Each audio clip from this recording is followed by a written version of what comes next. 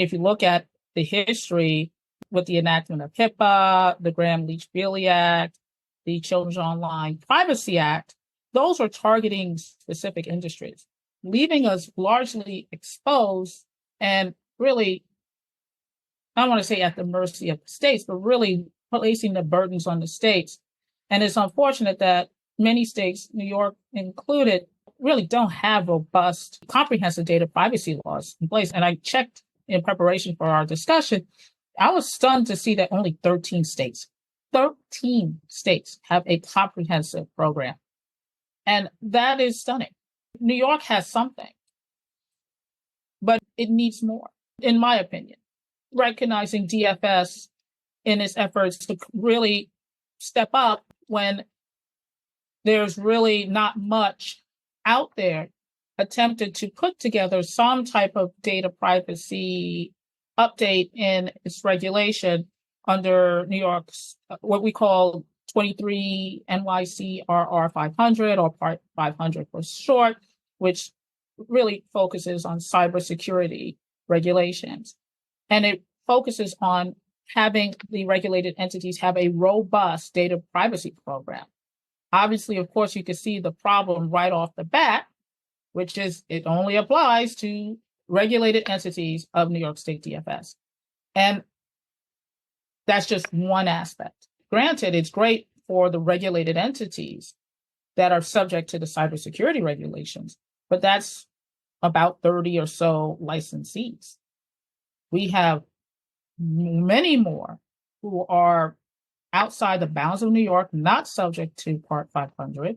We have companies that have been in New York and engaged in virtual currency business activity in New York without the department's permission or approval. You have that problem. And it is very concerning for me, and probably for you too, as the data diva, that we need a more comprehensive program on a national level, if nothing else, because as you read all of the problems that we are experiencing with fraud, with hacks, with ransomware.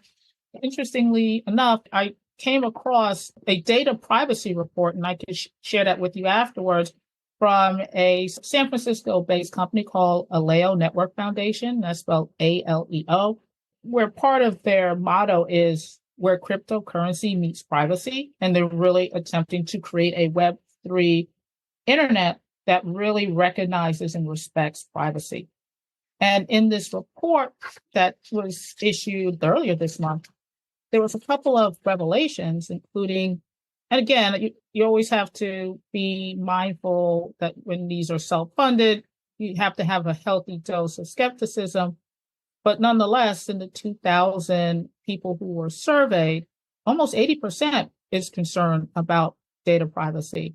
And even more startling, at least for me, was almost half felt that the tech companies really did not have control over how their own personal data is being used.